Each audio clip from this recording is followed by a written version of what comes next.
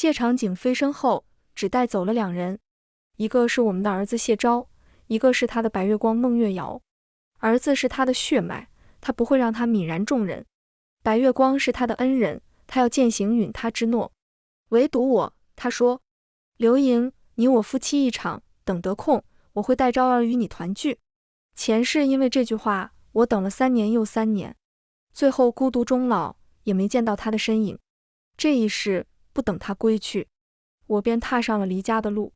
从此以后，他修他的仙，我做我的人。山高水长，不必相逢。大家好，欢迎收看达达听书。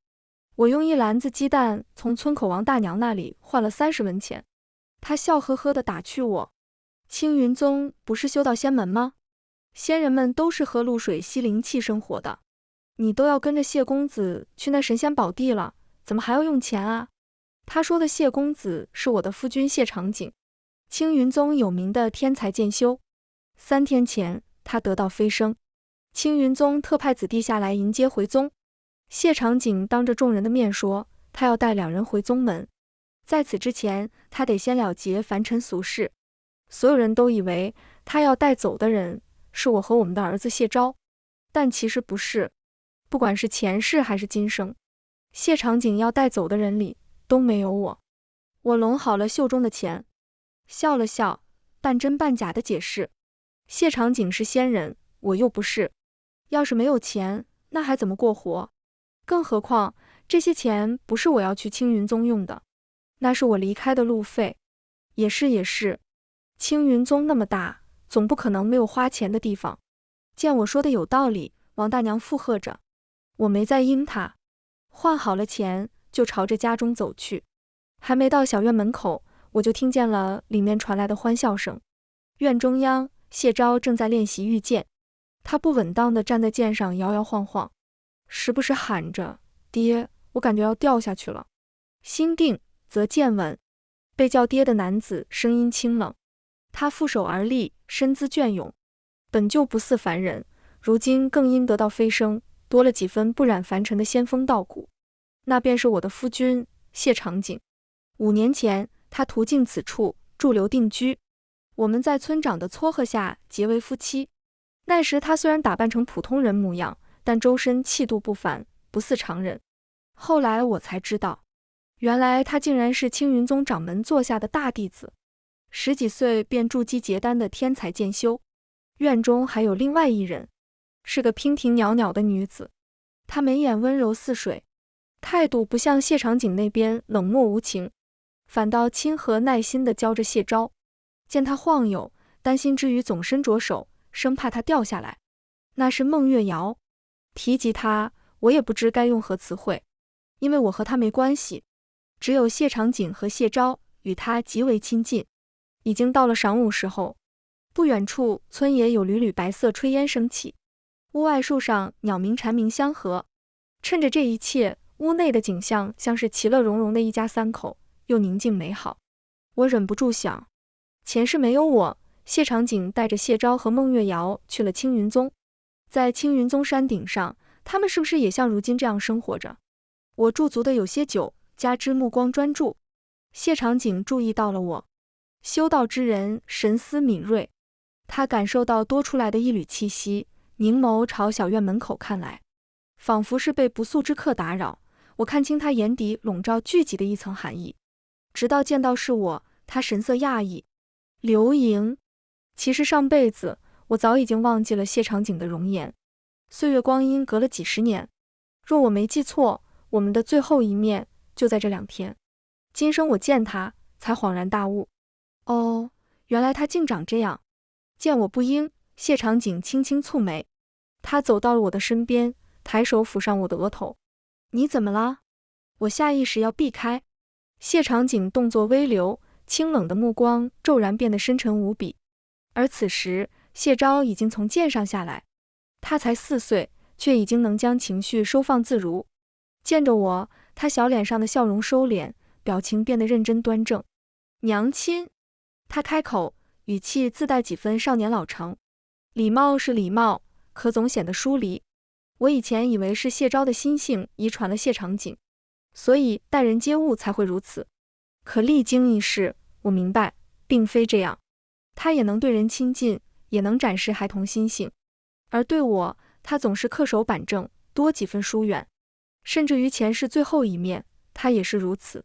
冷漠萧寒地像一把插在寒天雪地里的剑，他不再喊我娘亲，而是喊我姜氏。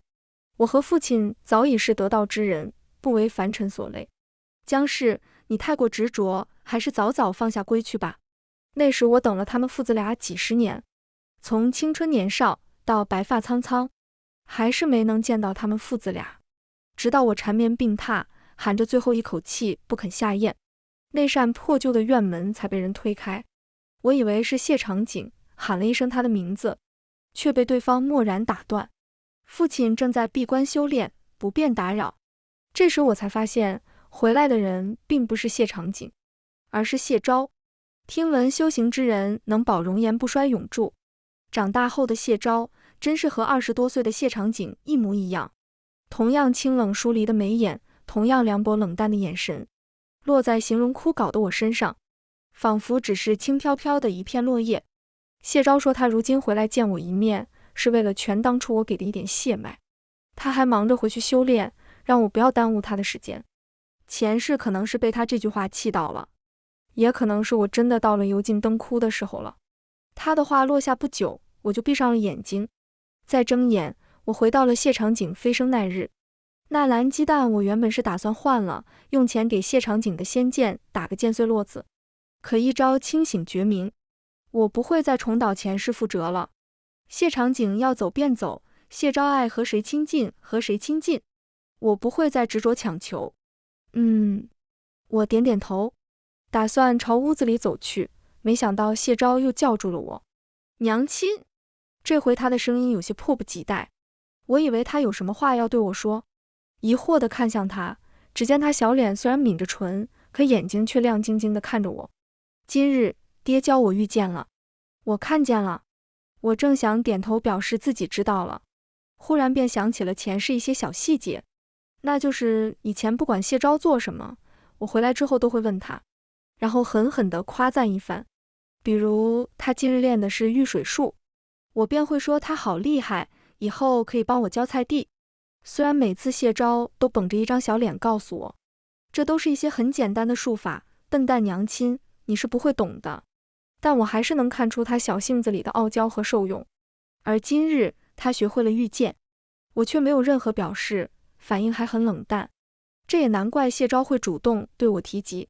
可我心怀芥蒂，即便重生，依旧无法释怀。还需努力。谢昭小脸明亮的表情一下子暗了下来，他冷哼了一声，扭头问孟月瑶：月姨，我厉害吗？当然。孟月瑶满面笑容地夸赞他。谢昭问孟月瑶能不能带他去买糖葫芦。孟月瑶点头，谢昭便牵着孟月瑶的手从我身边经过。我要买3根，爹1根，你1根，我1根。他话像是故意说给我听的。换成以前，我肯定会独自晦暗神伤，但现在罢了。我朝屋子里走去，把我换的那30文钱放进了匣子里。在收拾行李的时候，我先把谢长景和谢昭的衣服捡了出来，刚要放到一旁，谢长景就走了进来。他看着我手上的动作，道：这些东西青云宗都有，不用带了。我诧异地看向他，立马明白过来，他是误会了。谢长景走到我面前，目光清冷，凝聚在我身上。刘莹，我们明日便启程了。他开口。我知道。这话他飞升那日就说过了。他说处理凡尘俗事还得3日时间，3日后他就回青云宗。前世这个时候我还在想，谢长景飞升肯定得把我和昭儿都带走，我们都走了，他还能有什么凡尘俗事？后来我才知道，原来他的凡尘俗事指的是我，而他要带走的人是谢昭和孟月瑶。谢昭我可以理解，毕竟是谢长景的血脉，但孟月瑶，我始终耿耿于怀，到底为何？即便谢长景向我解释，是因为当初孟月瑶的救命之恩，他允了对方一个承诺，而孟月瑶说希望自己能上青云宗拜师修炼，岳瑶资质尚浅，青云宗规矩严苛，唯有此法能让他上青云宗，所以我成了那个被抛弃的人。前世的我因为这件事情免不了和谢长景一番争吵，但最后被谢昭说的话打败。谢昭说：“你去能干什么？种地喂鸡吗？”谢昭在谢长景的教诲下，小小年纪便心怀苍生，大公无私。他觉得我与其占着一个修仙的位置尸位素餐，倒不如把名额留给需要的人。而前世让我死心放弃的，是最后孟月瑶说的一番话。他说：“青云宗可是修仙第一宗门，你难道要让别人嘲笑昭儿和谢大哥，他们的娘亲和妻子是一个平平无奇的凡人吗？凡人怎么了？当初可是谢长景说要娶我这个凡人的。”我当时满心气愤怨怼，孟月瑶却冷笑一声：“谢大哥娶你，不过是为了厉情节飞升而已。5年前，谢长景降妖除魔经过这里，被天命指示他在此处有一情节要立。谢长景不知是谁，但也知道厉情节得先和一个女子相识，于是他假扮口渴经过的行人，进村跟村民讨要一碗水喝。他敲的第一扇门便是我家，天命指引，他所遇到的第一个女子便是自己的情节，不然你以为你一个无父无母的孤女，如何能得到他的青睐？”我脸上的血色被孟月瑶眼底的嘲讽一寸一寸刮尽。我当然想质问谢长景，但那天晚上他们趁我睡着悄然离开。我死前含着的那一口气，不过是为了撑着想见见谢长景，问他到底是否真的如此。只可惜到死都没见到他。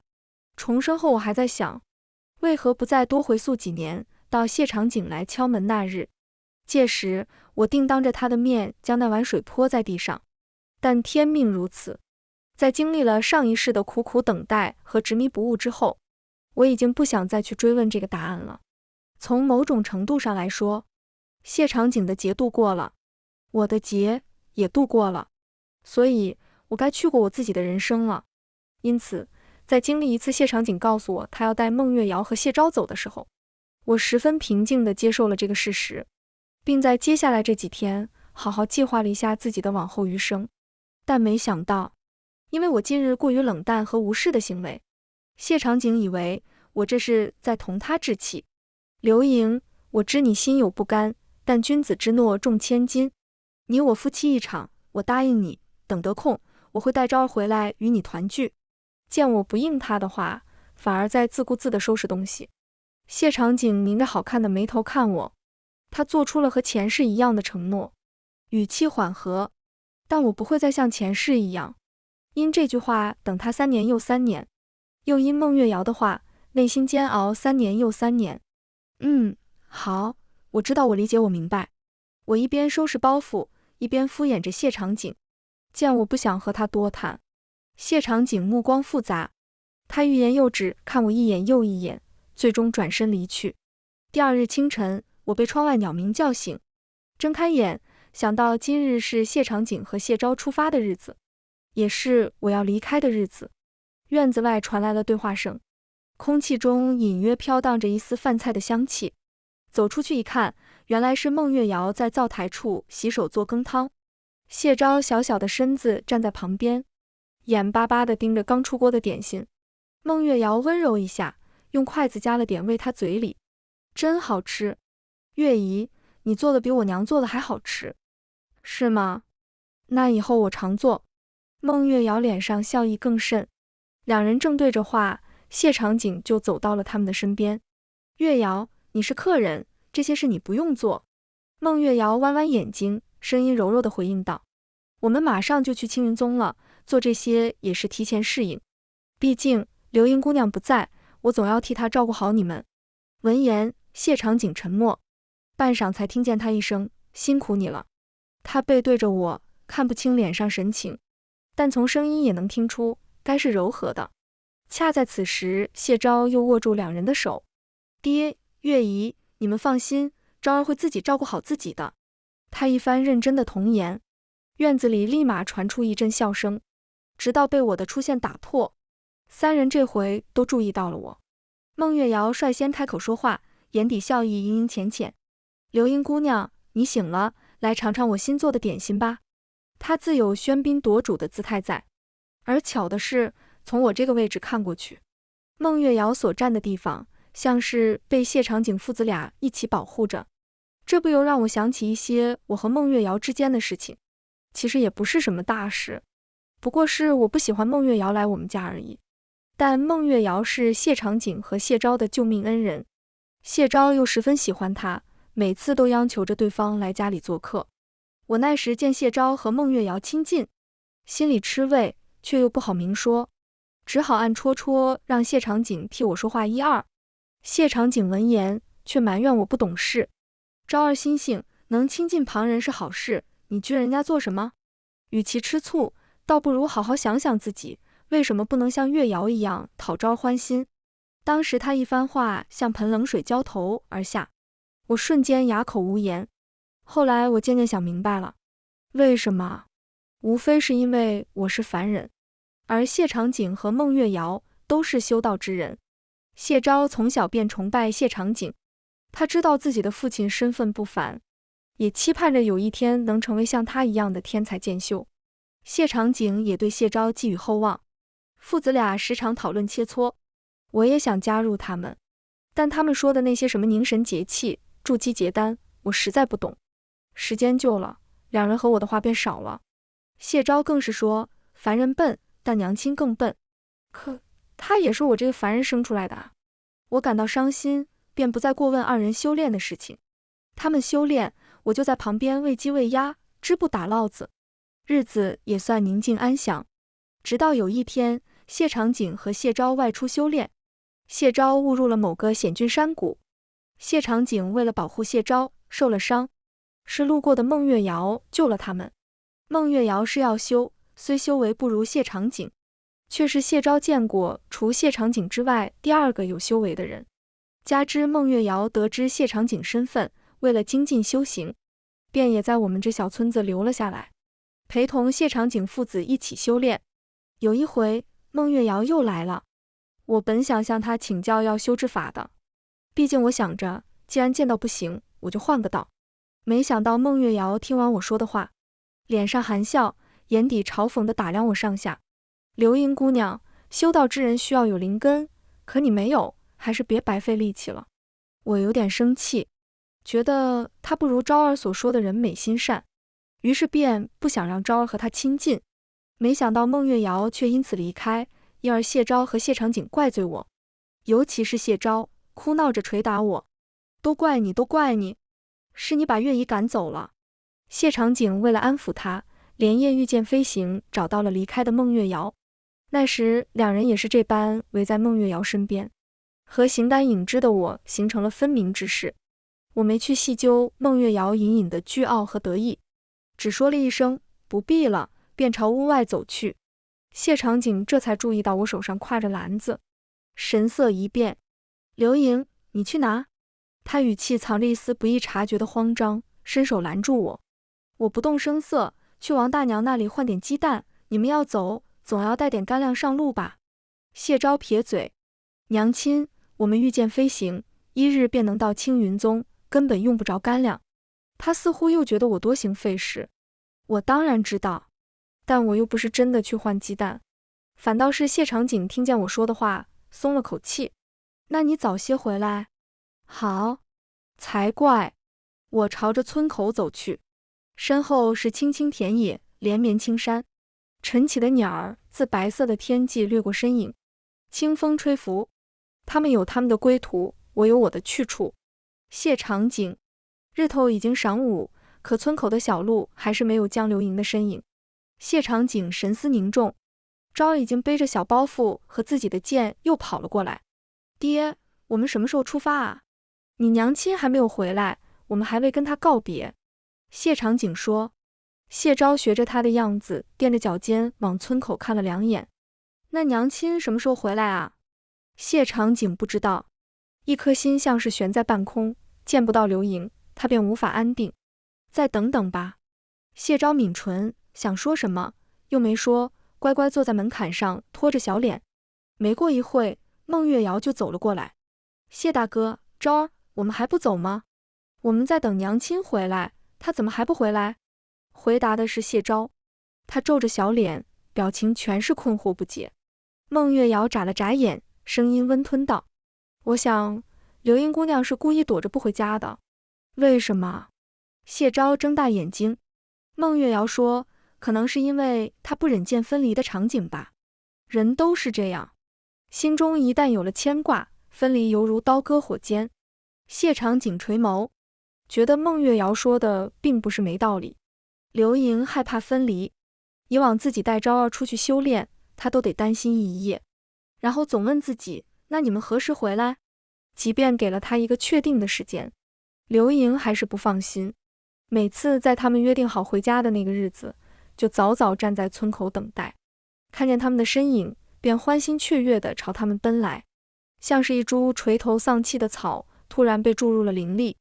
问他为何如此，他说，以前每到吃饭的时候，就会有村里的大人喊外出玩耍的小孩回家吃饭，那时家家户户门口好像都站着个等待的人，还有的时候儿童散学归来，大人还没忙完田里的活，小孩子们便聚在村口田埂处，一边玩一边等。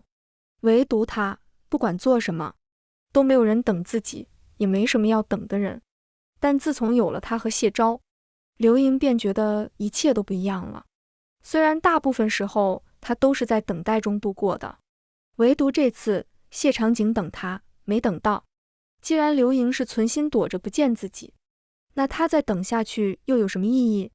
更何况他本就是为了厉情节才留在了这里，如今他劫难已过，顺利飞升，更应该道心坚定，稳固修炼，怎能又于凡间情爱？谢长景握紧手中仙剑，脸眸收起心中思绪。走吧。谢昭从地上站起。爹，我们不等娘亲了吗？不等了。话是这样说，但谢长景还是留下了一块玉牌和一封信。那玉牌是青云宗传信用的，信上记载了使用方法，等刘盈归家就能看到。要是他想念自己了，就能通过玉牌传话，届时他的仙剑自会有响应。按照他的性子，不出3天，指不定他刚回青云宗就能收到刘盈的消息。谢长景如是想，然后便带着谢昭和孟月瑶回了青云宗。可3天过去，1个月过去，谢长景的剑安静如斯，即便他在谢长景的手中挽出凌厉的招式剑花，谢长景都没收到专门代表刘盈的信号。不可能，刘盈怎么可能按捺得住？谢长景脑海中涌入乱七八糟的念头。无心练剑，恰在此时，有门内弟子汇报，谢昭今日修炼懈怠。谢长景皱着眉去找谢昭，正好看见孟月瑶神色尴尬地走出，里面传来谢昭闹小脾气的声音。这里不是凡间小院，哪里容得了他胡来？谢长景呵斥。谢昭红着眼睛和小鼻子，跟刘盈相似的一双眼眸眼巴巴地看着他。谢长景无奈，到底是生出如沐之心。昭儿，今日为何不练剑？爹，我想娘亲了。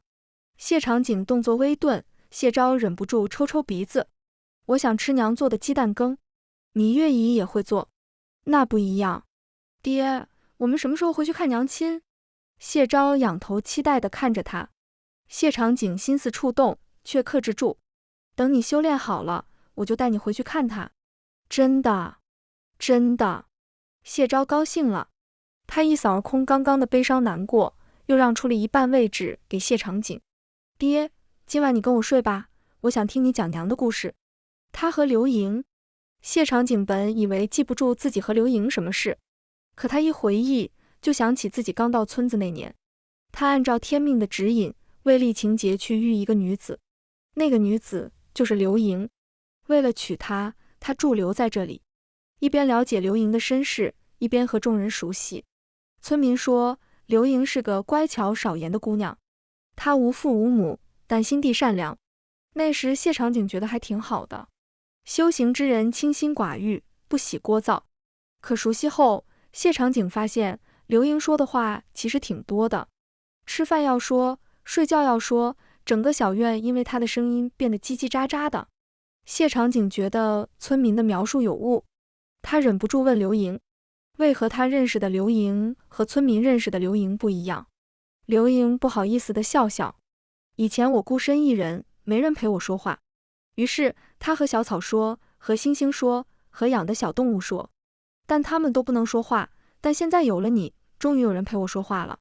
刘莹满眼明亮欢喜，向来不喜聒噪的谢长景就这样歇了让他少说话的心思。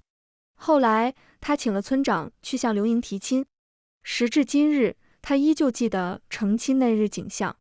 小院里汇聚了不少人，他在众人的起哄声中掀起新娘子的红盖头，灯笼映照一方明亮与喧闹。刘莹羞红了脸，莹莹润润的一双眸子像是成了一汪秋水。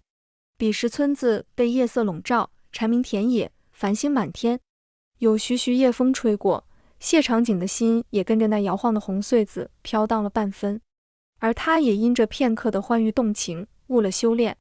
他想，天命说的果然没错，刘莹就是他的情姐。因清楚这点，谢长景便又不得不恪守己心。他更是想好了历劫之后，做出留他一人的决定。刘莹是凡人，寿命不过100余载，与其带他回青云宗继续影响自己，还不如将这位置留给需要的人。谢昭成了他的血脉，于修炼有天赋。至于孟月瑶，不过顺手而为。如今他一朝悟道飞升，本该为历劫成功高兴，可现在心不定，剑不宁，道心不稳。第一场春雨落下的时候，我在江渡口支了一个馄饨摊子，因我做的馄饨好吃又便宜。不出3月，摊子前渐渐有了回头客。刘英娘子，来碗馄饨。好，您稍等。卖完了最后一碗馄饨，我便会去桥那头卖菜的阿婆那里要了她新种出来的菜。结账时，阿婆递给我一把新鲜野荠菜，喏，山上摘的，不要钱，送你了。我看着篮中水灵灵的一把野菜，心中一暖。到了生谢，还是留下了2文钱。转身离开时，冷不丁听见旁边人问阿婆：“你怎么又送他野菜？这孩子可怜，年纪轻轻夫君就亡故了，这才流落这里。”原来如此。阿婆朝那人讲起了我的事，引得周围唏嘘惋惜一片。我听见，神思一顿，但没说什么，照旧离去。这是我离开的第1年，驻留在了某个名不见经传的山城里。这里依山傍水，民风淳朴，多以打鱼和船贸为生。我以未亡人的身份，编造了一个夫君早逝的故事。一开始还有些心虚，后来仔细想想，前世的我孤独终老，夫君儿子不在身边，也和守寡没什么区别，而今生也差不多。但不同的是，我已经很少记起谢长景和谢昭，只是在忙碌某件事时，不经意的脑海中突然掠过2人的身影。前世我囿于他们，备受煎熬，而如今我每日看船来船往，渡口行人变化万千，只觉得内心无比宁静祥和。有时甚至还生出了一种，这到底是我的梦，还是真实存在的。直到半个月后，我的馄饨摊子前出现了一大一小2道身影。煮馄饨的锅热气腾腾，和早春江面的水汽氤氲在一起，扑了我一脸暖意。这2人立在雾气之中，隐约有种飘飘欲仙，不似凡尘之感。我眯眼审视了好一会，才从那2张脸上找出几分熟悉感来。谢长景和谢昭，他们怎么出现在这了？我正好奇诧异，但陆陆续续来客人了，我只能先收起自己的疑惑，转头忙碌起来。等到忙完了早上那一波，我这才停下来，回头一看，2人竟还站在那里。客人可是要吃馄饨？不等2人回答，我朝他们示意一旁的位置。坐吧。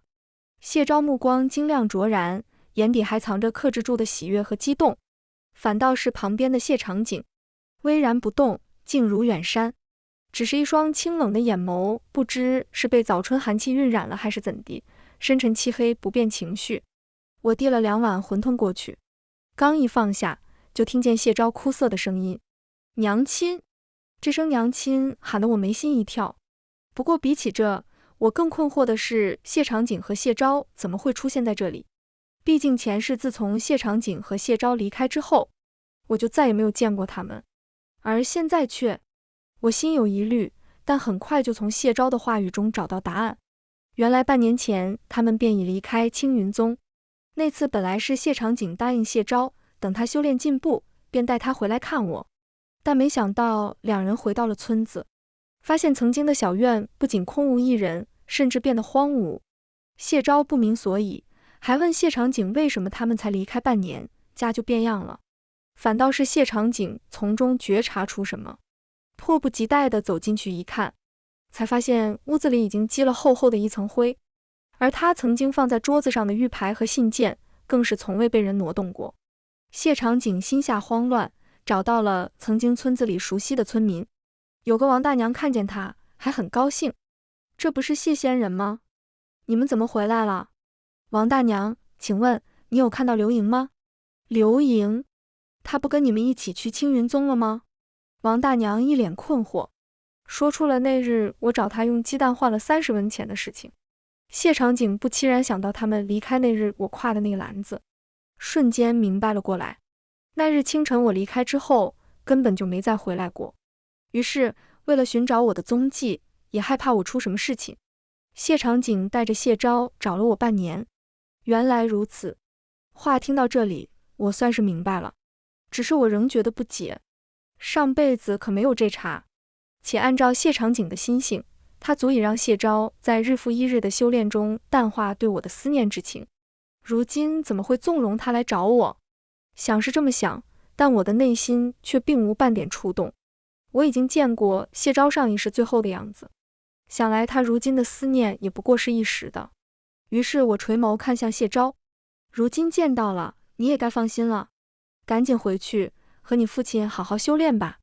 谢昭见我跟他讲话，小脸原本还有些欢喜在，猛不丁听到我最后一句话，顿时笑意僵在了脸上。他愣愣地看着我，清澈无辜的眼睛里忽然涌上雾气。我当然知道为何，但一句话也没说，转而开始收摊。可我的手刚碰上两人面前的碗，一只劲瘦有力的手便抓住了我的手腕。刘莹，这声音微沉。我抬眸，对上如万古江流般清冷沉稳的一双眉眼。谢长景目光如深渊凝重，我与他对视片刻，见他眼底隐隐晃动的泽光与隐忍，与谢昭的并无二致。谢长景道：你可还是在生气？雨不知何时又下了。停泊在渡口的乌篷船被拍得噼啪作响，雨雾与江雾间，谢长景无奈的声音传入我的耳畔。谢长景说：若我不是生气，怎么会不告而别？怎么会1年都不归家？又怎么会见到他们一点欢喜都没有？按照谢长景心中所想，我们分别如此之久，重逢再见，我该克制不住的欢喜和热泪盈眶，而不是像现在这般疏离且冷淡。我如今所表现出来的一切，在谢长景看来，不过是在发泄自己的怨气罢了。我依旧在记恨着当日他飞升时做的决定，我的内心升起一阵可笑，不是为我自己，而是谢长景。原以为谢长景和我一样，都已经度过自己的结束，走过前尘往事，却不想他还停留在原地，并没有。我回答他，谢长景不信。他握住我的手，力道执着，目光也执着，似乎想要从我眼底找出半分谎意。可我内心坦荡，并无隐瞒。谢长景眸光微漾，一抹慌乱浮现。那日之后，我原本以为谢长景会就此离开，但并没有。他租下了我所住小院的另外半边，我们比邻而居。虽然有些膈应，但不是我的屋子，我也做不了主。我一如从前，但谢长景却好像变了个人。以往他为了早日回到青云宗修炼1日不敢懈怠，可如今我出摊，他便跟着我出摊；我买菜，他便跟着我买菜。之前相熟的阿婆和客人看见我身后或者是摊子旁多了一个人，皆忍不住问道：刘英娘子，这位是？邻居而已。哦，乔公子这般俊秀，莫不是他可曾婚配？除此之外，便是谢昭。谢昭倒未察觉到我和谢长景之间的异样，他只以为我们一家3口又住在了一块。他每日晨起练剑，从早到晚，见到我便声音扬起，喊一声娘亲。我见他额头上染了点点汗珠，眼睛还不忘明亮地看着我，便知道他又想我夸他了。但我只是问道：此处不比青云宗灵气充沛，为何不回去修炼？爹说，君子论道而行，不管是青云宗还是凡间，遵守己心，即为修炼。谢昭一板一眼，倒有几分仙家之风。闻言，我并未再说任何话，毕竟以前谢长景可不是这样说的。又一日，我出摊回来，听见院子里传出说话声：谢公子啊，我瞧你仪表堂堂，气度不凡，特意来为你说亲的。谢长景来此处不过月余，可他的名声倒是传遍了小城。说亲？是啊，谢公子还未婚配吧？我这里啊，可是有好几个好人家的姑娘，保证你。谁告诉你我未曾婚配？我已有妻室和心爱之人。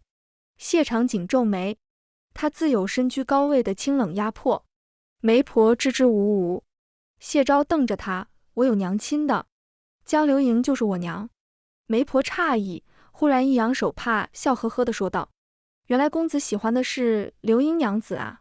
嗨，你早说嘛，这二婚我也是能说的。只不过这流莹娘子乃是新寡，她的夫君1年前亡故，怕是命格不详，配不上你啊。话落，小院陷入一阵沉寂，倏然一阵冷风起，凉意裹挟。谢长景站在院中，身姿似被定住一般，目光灼然。你说什么？媒婆以为他不信，点头。他说是这般说的，不过大家都是不信的。他要不是做了某富贵人家的外室，要不便是被休弃的下堂妇，要不然你看他为何孤身一人？一派胡言。谢长景突然呵斥，媒婆吓了一跳，拍着胸口舒缓。这可不是我说的，大家都这么传。再说，若情况不是这样，那为何他夫君从不露面，1年半载书信也不见？那他必是被抛弃了呀。谢长景脸色血色尽失，一片煞白。媒婆被吓到，还以为是触碰到了什么禁忌。他留下一句有需要再找我，便要离去。出门前正好与我撞上，他心虚看我一眼，头也不回。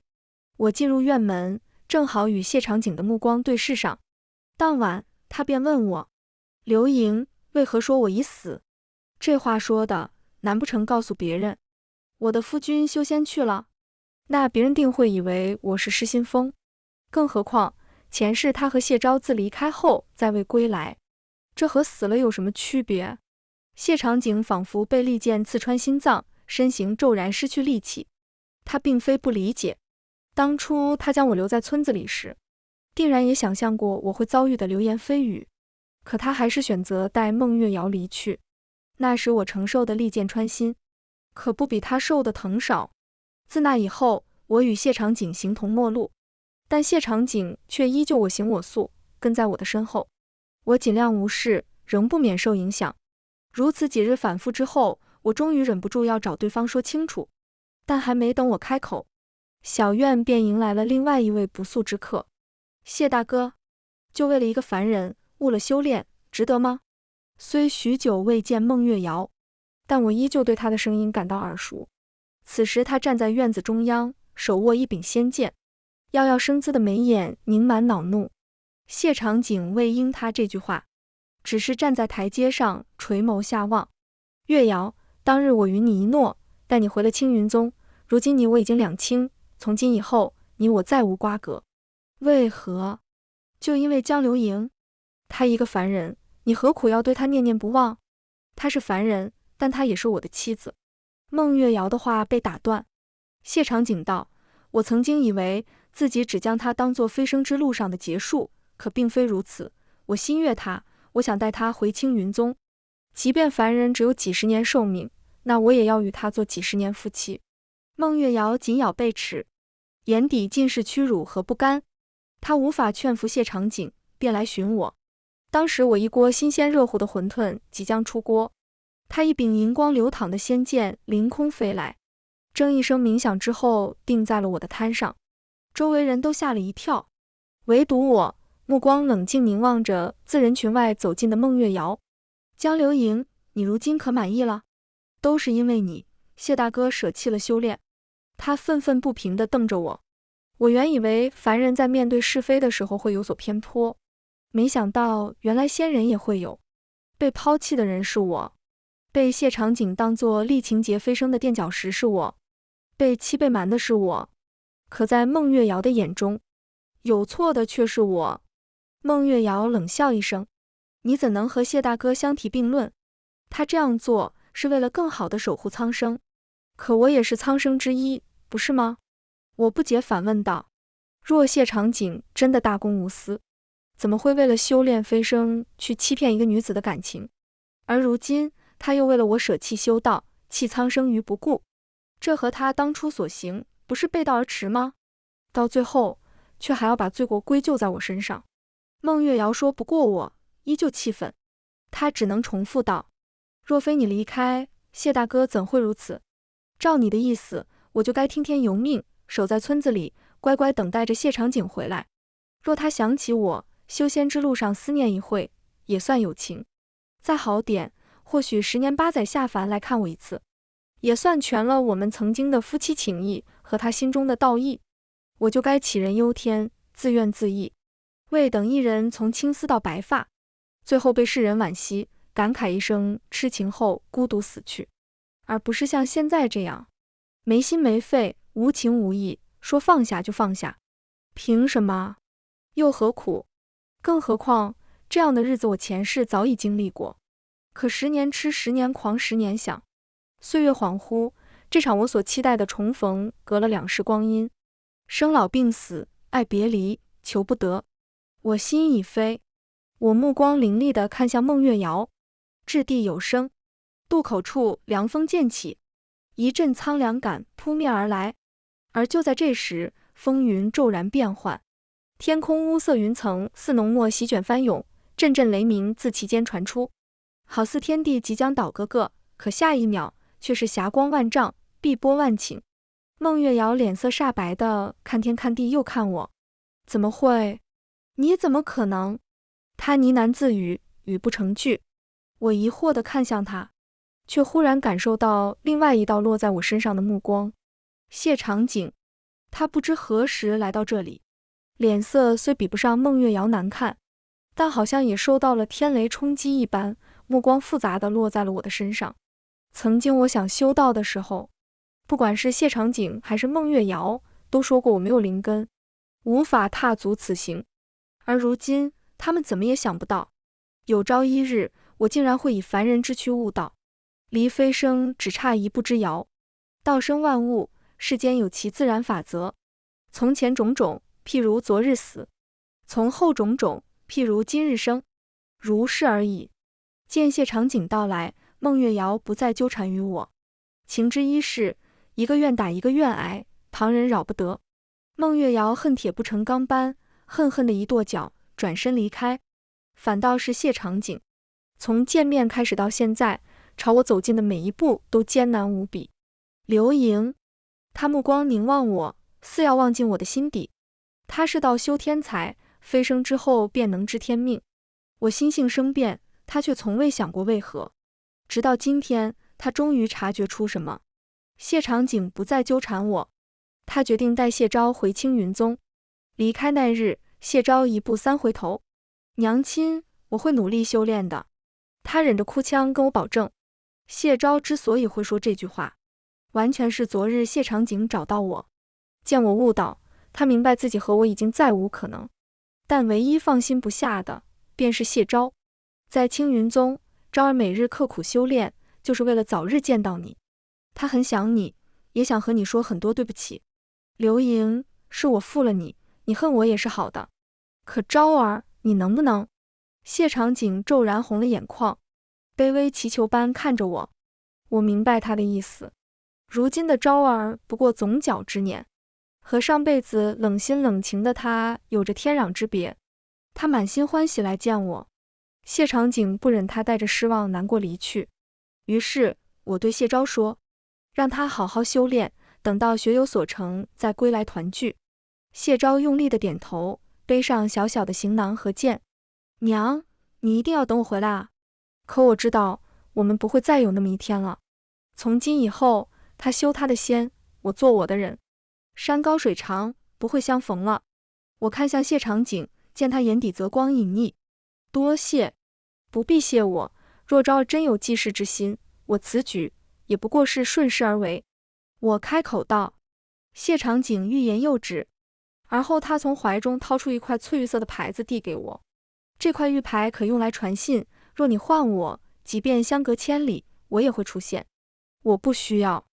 谢长景脸色又白3分，他嗫嚅着唇，仿佛没听到我的话，又继续道：除此之外，我藏了一缕神丝在其中，危难之际，可护你周全。我不在身边，你要好好吃饭，夜间寒凉，睡觉时记得要掩窗。他似有千言万语，喋喋不休。我皱起眉头。谢长景伸手想抚摸我的眉间发额，但最终止于我眼前。娘子，请务必好好照顾自己。那是我见谢长景的最后一面。此后多年，我入世炼心，体验众生。我于红尘悟道，又归于红尘。期间虽在位于故人，却也听闻远方一些消息传来。孟月瑶修有所成，却遇瓶颈。离开青云宗后，他前往南方异兽作乱之地，如今悬壶济世，当了个散仙。再就是青云宗开山授徒，无数能人异士、修仙道人慕名前往。而最让人震惊的是，此次主持开山仪式却是一位13岁就结丹的天才少年。传闻他是青云宗掌门座下大弟子的血脉，是其入世历劫时和一凡人女子所生。而如今这位大弟子正在闭关修炼，静修其道。再后来我就没听过几人的消息了。直到很多年以后，我故地重游，曾经名不见经传的山城和村子，因为曾有修仙道士停留悟道而声名大噪。渡口处有了好几家混沌摊子，摊子前分散坐着不同的修士，他们议论着昨夜星象。东南方有星辰陨落，是仙人羽化之兆。我原本打算当个热闹听，起身时见腰间挂着的玉牌倏然落地，4分5裂，不由一怔。再抬头，便看见桌旁出现了位和谢长景7、8分像的年轻修士。娘亲，谢昭，我已承父亲遗志，今后留守青云宗，此次入世，未斩凡尘。娘亲，我曾亏天命，有一事想问娘亲。谢昭复见，他身姿似春风抚青竹，真姿不受雪霜侵。我已然明白他要问的是什么事，只是他的目光平静冥想。谢昭似乎也感受到了，他不必开口，便已经得到了自己想要的答案。谢昭嗫嚅着唇，血色渐退，到最后眼眶泛红。娘亲，孩儿不孝。我叹息一声，既说不出没关系，也说不出半句宽慰之话。山城的梅雨季又来临了，淅淅沥沥，金渡寺染了醉意，薄雾弥漫。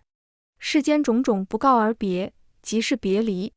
这人间，我已独寻了千里。全文完，达达听书感谢您的观看，每天上新精彩小说，喜欢就订阅吧。